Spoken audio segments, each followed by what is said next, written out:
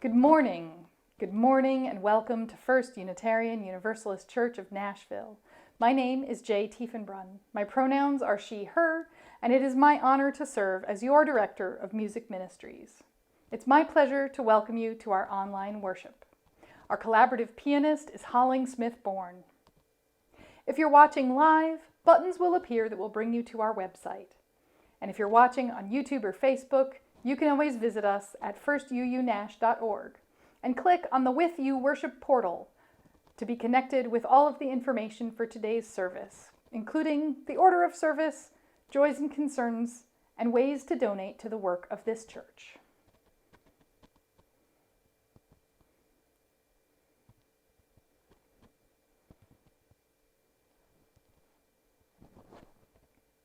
I'd like to take a moment and invite you to say hello in the chat. This is how we stay connected in our minds. I'd like to invite you to take a moment and say hello in the chat. It lets our neighbors and friends know that you're here. This is how we stay connected in our minds. And I invite you now to take a breath, to center into your heart space and expand your awareness out to our neighbors, friends, and visitors worshiping online with us. This is how we stay connected in our hearts.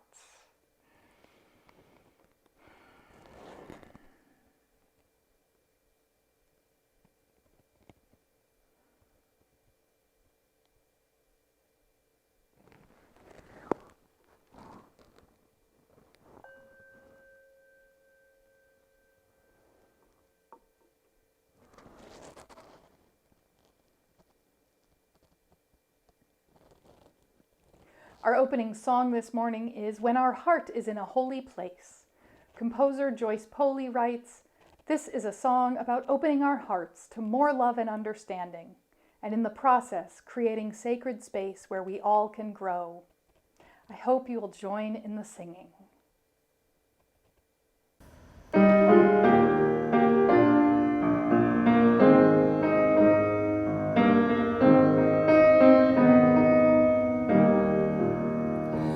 When our heart is in a holy place, when our heart is in a holy place, we are blessed with love and amazing grace.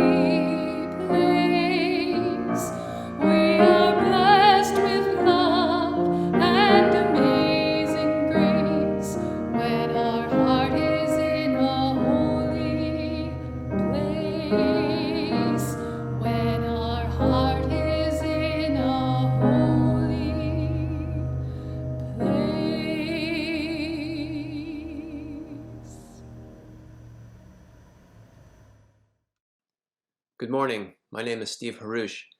I'm a member of this congregation, a member of the worship committee, and also an at-large member of the board. The words for the call to worship were written by Sunshine Jeremiah Wolf. This is a congregation that gathers in faith, not faith in one religion or one God or any one way.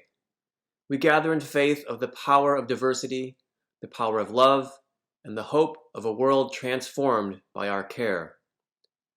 We gather in faith in ourselves and those around us, not a faith that requires perfection or rightness in one another. Rather, a faith that in our shared imperfection, we may learn to stumble and fall together.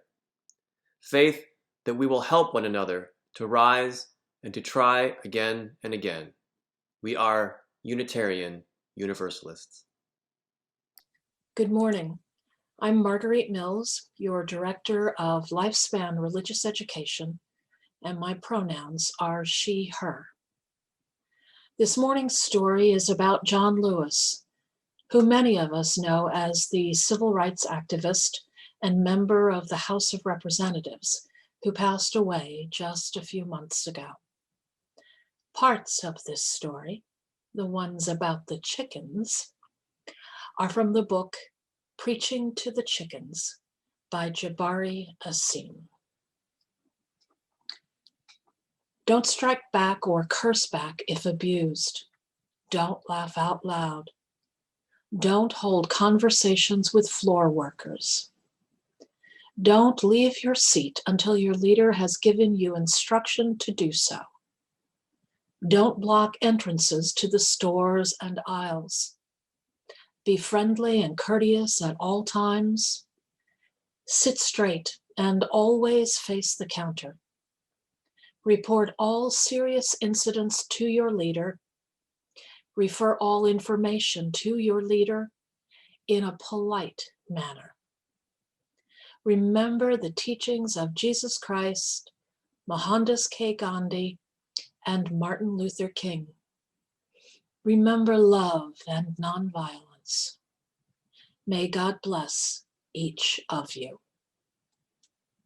These are the instructions John Lewis gave to his fellow protesters in February 1960 as they started their lunch counter sit-ins right here in Nashville, Tennessee. Also, I heard the voice of the Lord saying, "Whom shall I send? And who will go for us?" Then said I, "Here am I, send me." That's from the book of Isaiah, but it might as well have been from the heart of John Lewis. A person of deep faith from earliest childhood, he was referred to as a preacher and a prophet, as well as a man of faith and action. As a child, John's job was to care for the chickens. He got up early every day to feed them and line their nests with fresh straw. As they clucked at him, he knew they were saying thank you. In a soft voice, John said to his chickens, "Enjoy this day that God has given us." The chickens, looking straight at him, seemed to understand. John loved going to church with his family. Like the ministers he heard there, John wanted to preach. So he gathered the chickens together in the yard, stretched his arms above his flock, and let the words pour forth. The chickens nodded and dipped their beaks as if they agreed. They swayed to the rhythm of his voice. Now, John's brothers and sisters couldn't tell one bird from another, but he knew every one of them. And he had a line of verse for each one. "Blessed are the peacemakers," he'd say when they fought over their breakfast. "Blessed are those who hunger and thirst for righteousness, for they shall be satisfied," he would tell a hen who didn't want to share. One day there was a man who wanted to trade for a big, healthy hen. But John did not want to part with any of his chickens, and he knew they wanted to stay with him. He convinced his parents there were other things to trade. The chickens stayed on the farm, and John learned how to speak up for those who can't speak for themselves. It was his very first protest. John's hen house sermons became so regular that his brothers and sisters took to calling him preacher. He didn't mind. He knew that someday he'd speak before thousands. He hoped that his words would stir people's souls and move them to action. For now, though, he had his own church among the pine trees and rolling hills of southern Alabama. Each morning found him in his usual place, preaching to the chickens. When Lewis was a teenager and heard Martin Luther King for the first time, he was left nearly breathless. He said, "When I heard King, it was as though a light turned on in my heart. When I heard his voice, I felt he was talking directly to me. From that moment on, I decided I wanted to be just like him." And when he graduated high school, he wrote to King, who responded with a bus ticket for Lewis to join him in Montgomery, Alabama. He was 18 years old, and that was the beginning for John Lewis. You're likely familiar with the stories of the civil rights movement of the 1960s, stories that tell us John Lewis was one of the first freedom riders in 1961, that he was the youngest speaker at the 1963 March on Washington, and about how he was so badly beaten on the Edmund Pettus Bridge in 1965 that he suffered a skull fracture. He was the chairman of the Student Nonviolent Coordinating Committee, or SNCC, that adopted a statement of principles that included the words, "Nonviolence seeks a social order of justice permeated by love." Years later, he said, "Selma, the bridge, was a test of belief that love was stronger than hate.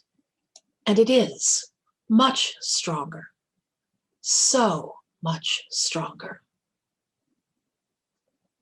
John Lewis went on to serve in public life, including 33 years as a member of the U.S. House of Representatives from Georgia's 5th District.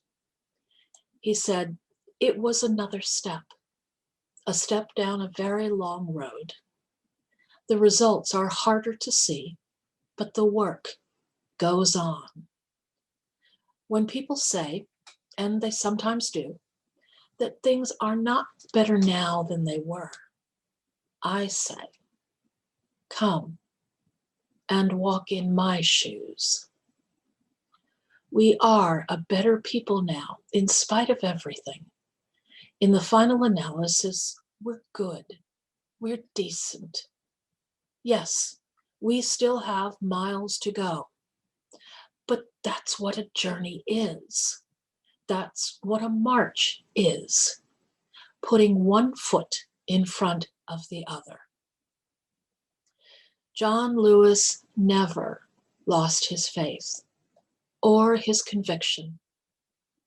In 2016, after the Pulse nightclub shooting, some Democratic members of the House of Representatives wanted to do something, and they knew who should lead them.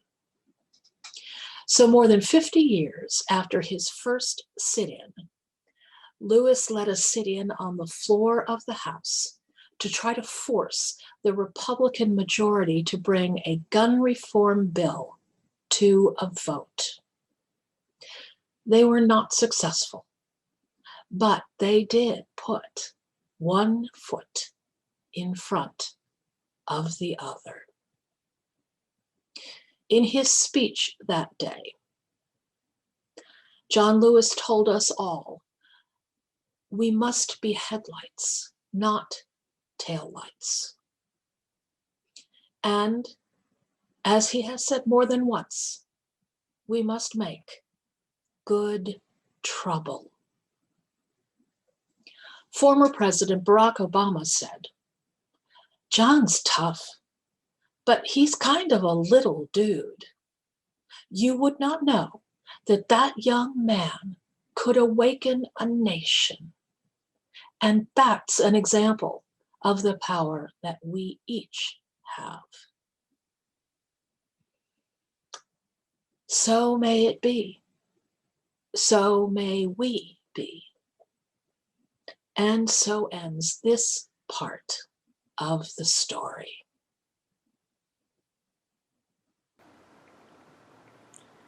I invite you into a time of gentle quiet, a time to connect your body, mind, and spirit, a time of peace when we can remember what is most true, that we are connected to each other in mystery and miracle.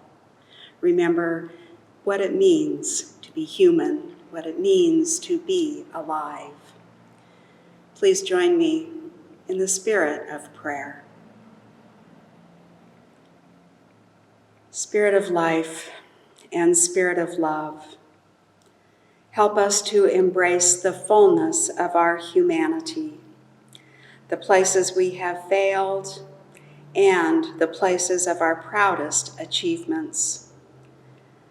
May we feel the grace of forgiveness that moves us beyond our failures and imperfections, moving us to ever greater acts of love and justice.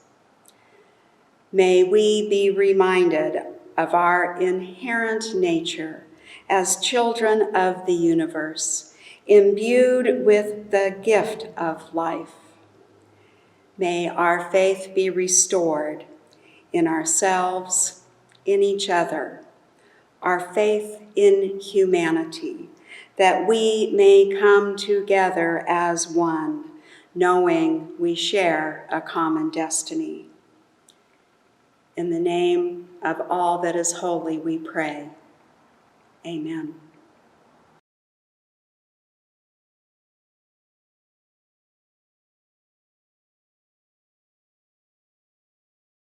Good morning. I'm Charlie Akers, and I've been a member of FUN since 1979. I visited the church for several years before that, trying to decide if I wanted to make a commitment to being a member. But there were, and are, so many bright, interesting, positive folks here that I just kept coming back. FUN has been a significant place in my life for a long time. By the way, if we were meeting in the sanctuary, I could point to the stairs going up to the social hall and tell you that I met my wife right up there during a FUN singles group meeting. Over time, I joined in some volunteer activities here and discovered that volunteering is a great way to meet other FUN members and friends. Many of you know exactly what I mean. I also made some financial contributions from time to time, but it took me quite a while to decide to make the commitment to volunteer for a committee, and almost as long to commit to making a yearly financial pledge. I realized that the church couldn't keep doing all that it was doing and hoping to do unless I offered some of my time and some of my cash to support it on a regular basis. Over the years, I've occasionally had to trim those time and money commitments, but have tried to get back up to a supportive level as soon as I felt that I could. After all, it's our time and our money, supported by our great staff, that makes FUN the place that it is and that changes it over time to be the place that we want it to be. I think that being here can help restore your faith in humanity in those times when you feel like the community is falling apart and everyone is just looking out for themselves. At FUN, we're looking out for our church community as well as the larger community around us. I hope to be a member of this community for many years to come. Thank you. You may know that we share every Sunday's collection with an organization whose work outside our walls aligns with our values. For the month of November, our Share the Plate partner is The Store, a free grocery store. You can find more about it on our online worship portal. For now, we don't have the pleasure of passing physical offering bowls among us, but our finance folks have made sure that anyone, anytime, can access our online donation form at firstuunash.org. If you would like to mail a check to the church, please write in the memo line how you would like your donation to be used. If you want your gift to be credited to your pledge, please write pledge. If you write Sunday offering, it will be donated to our Share the Plate partner. In this season of virtual offering bowls, we are especially grateful for the steady generosity which allows us, both within and beyond our congregation, to continue creating community, nurturing spiritual growth, and acting on our values.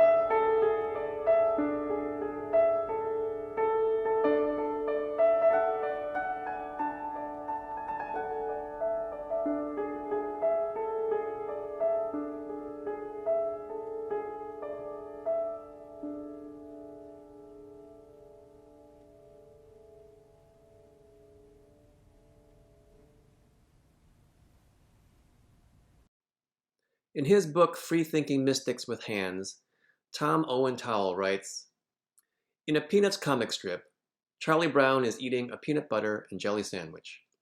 He looks admiringly at his hands and says, "My hands are fascinating things.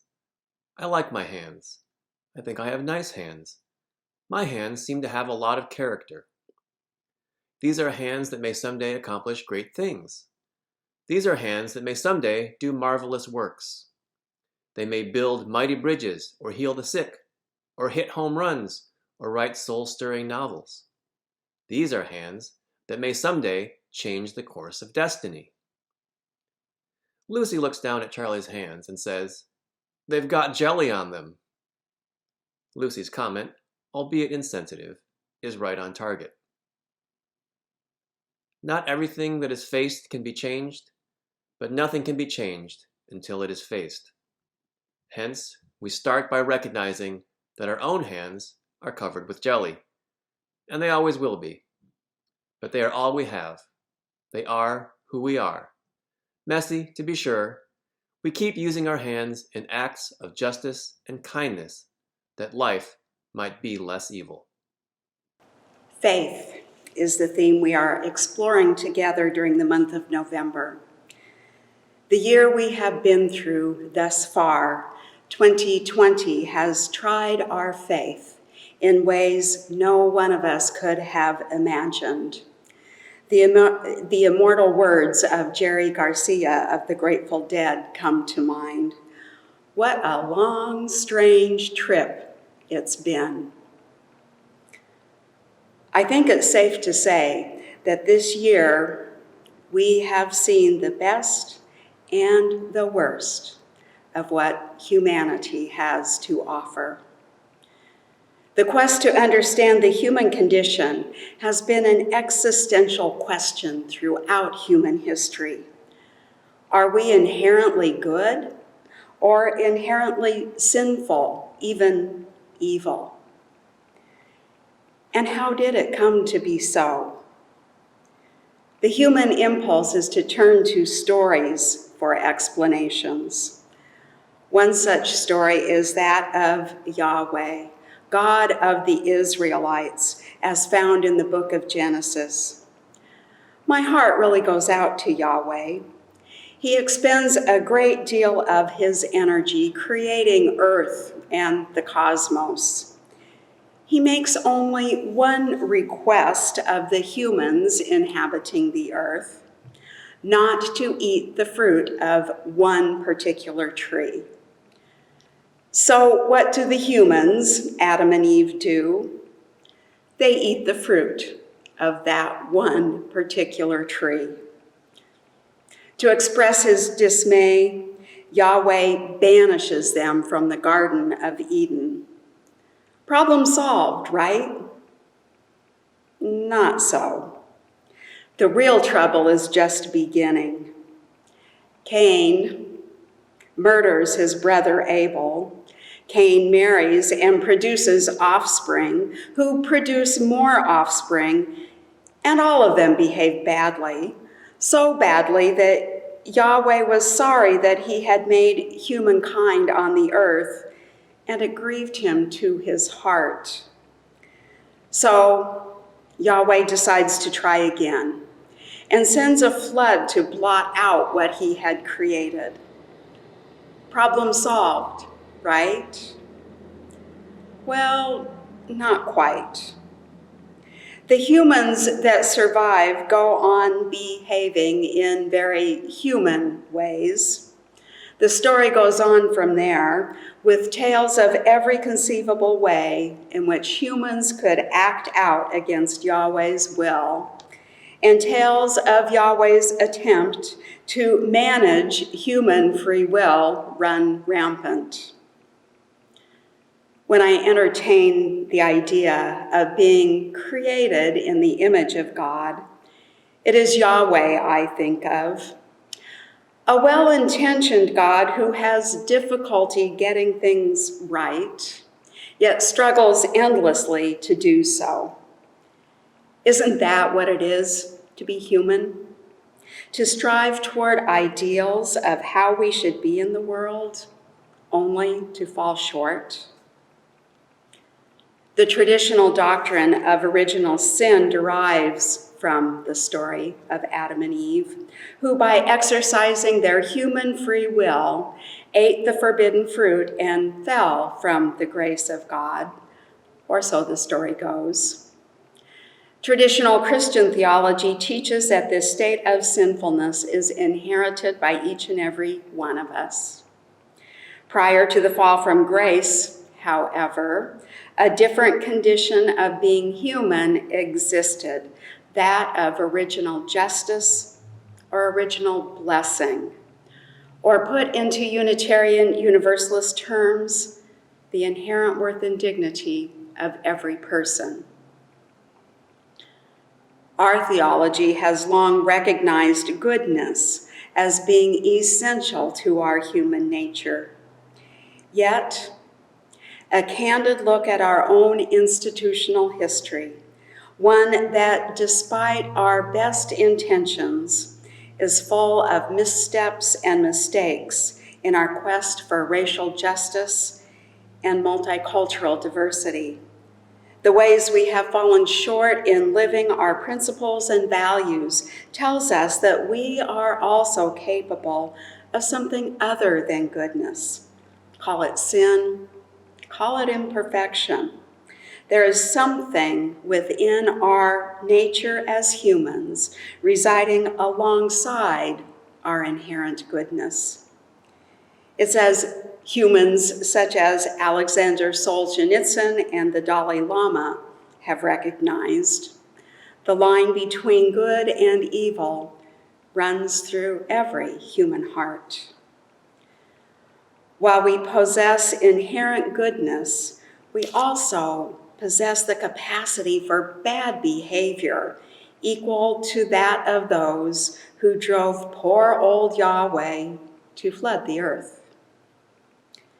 Historically, Unitarians and Universalists have held an optimistic view of human nature, while the Calvinists of the late 18th and early 19th centuries were preaching of human depravity and the doctrine of original sin.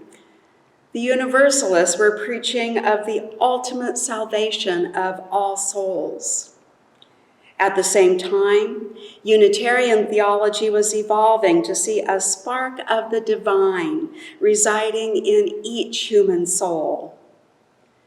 With the rise of religious humanism and the penning of the Humanist Manifesto in 1933, optimism regarding humanity was at its peak.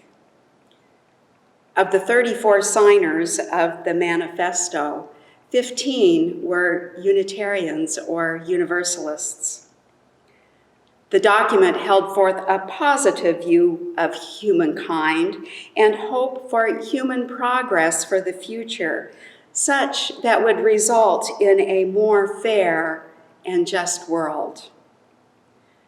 The manifesto has been rewritten twice. In 1973, humanists recognized the need for an updated manifesto, saying events make earlier statements far too optimistic. The statement goes on to say, Nazism has shown the depths of brutality of which humanity is capable. Other totalitarian regimes have suppressed human rights without ending poverty. Science has sometimes brought evil as well as good. Recent decades have shown that inhumane wars can be made in the name of peace. The beginnings of police states, even in democratic societies, widespread government espionage, and other abuses of power by military, political, and industrial elites, and the continuance of unyielding racism, all present a different and difficult social outlook. In various societies, the demands of women and minority groups for equal rights effectively challenge our generation. That statement was written in 1973. Not much has changed in 50 years. So much for the idea of progress. We, as religious liberals, are struggling to articulate a theology of humanness that is affirmative and hopeful, while recognizing and helping us to understand the capacity for human evil, helping us to understand the paradox of being human, of being less than the gods, more than the animals, and possessing some of the characteristics of both. Our UU statement of principles begins with an affirmation of the inherent worth and dignity of every person. It is one of the most frequently quoted principles when we're attempting to tell others what Unitarian Universalists believe. In short, our first principle gives us cause for hope, a statement that tells us that we are inherently worthy, inherently imbued with dignity, and that ultimately we can never be severed from the source of life and goodness, that ultimately every one of us is redeemable, savable, that every one of us can be made whole. Cause for hope that it is. Our first principle is also challenging. It challenges us to stretch our hearts and our minds beyond comfortable familiarity, to affirm the worth of those who are different from us. It challenges us to remove conditions that diminish human dignity, even the dignity of those who we may dislike or disapprove. More than that, the first principle challenges our capacity for discernment, our capacity to determine how it is that we apply that principle in our daily lives and in our shared life as a congregation. When our faith in humanity is frayed, when trust has been broken, when the worst of who we are is on full display in the news every day, I say we do as Mr. Rogers would have had us to do. We look for the helpers, for people who find ways to live from the best of who they are, people who will call us to our better selves, the better angels of our nature. To do so doesn't change the fact that we will make mistakes, that like Yahweh, God of the Israelites, we will sometimes get it wrong. But when we do, we make a fresh start. We begin again in love. Our principles place high ideals before us. We strive to meet them, and sometimes we fail, which is as it should be. To be human is to be imperfect, yet long for perfection. To be broken, yet long for wholeness. In these times that challenge our faith, I close with these inspiring words written by Rebecca Parker. Even when our hearts are broken by our own failure or the failure of others cutting into our lives, even when we have done all we can and life is still broken, there is a universal love that has never broken faith with us and never will. May we keep the faith. May the universal love that holds and sustains us all be in us and among us, calling us to live from the best of who we are. May it be so. Amen, and blessed be. We'll close today with a much-beloved song by Harry Belafonte. Harry heard the story that inspired this song when he was traveling in Guinea, a country in West Africa. We are blessed with his words and music and the combined work of many First UU's voices and instrumentalists. I hope you will rise up, whether in body or in spirit, and sing and dance and join in the singing of Turn the World Around.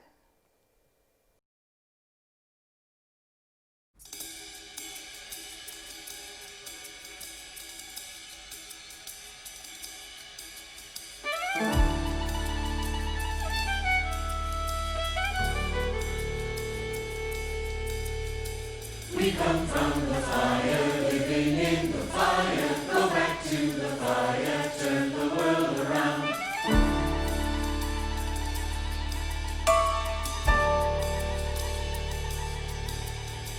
We come from the water, from the water, go back to the water, turn the world around.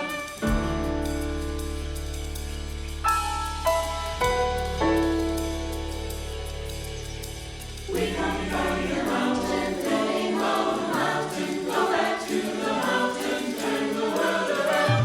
Oh, so is life. Ah, so is life. Oh, so is life. Ah, so is life. Do you know who I am? Do I know who you are? See one another clearly. Do we know who we are? Do you know who I am? See one another clearly. Do we know who we are? See we are another clearly. See one another clearly. Do we know who we are? Oh, so is life. Ah, so is life. Oh, so is life. Ah, so is life. Water make the river, river wash the mountain. Fire make the sunlight turn the world around. Heart is of the river, body is the mountain, spirit is the sunlight, turn the world around. We are of the spirit, truly of the spirit, holy and the spirit, turn the world around. Oh, so is life, la di wa. So is life. Oh, so is life, la di wa. So is life. Oh, so is life, la di wa. So is life. Oh, so is life, la di wa. So is life.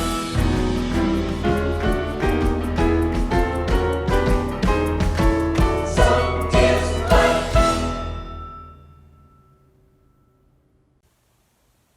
The words to our chalice extinguishing were written by Elizabeth Sell Jones, and they can be found at the bottom of our order of service. Please join me. We extinguish this flame, but not the light of truth, the warmth of community, or the fire of commitment. These we carry in our hearts until we are together again.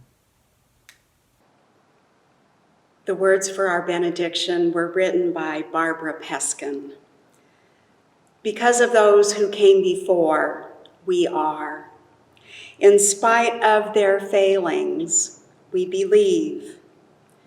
Because of and in spite of the horizons of their vision, we too dream.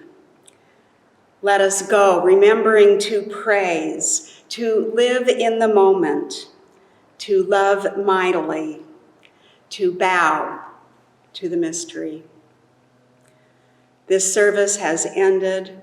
May our service continue renewed.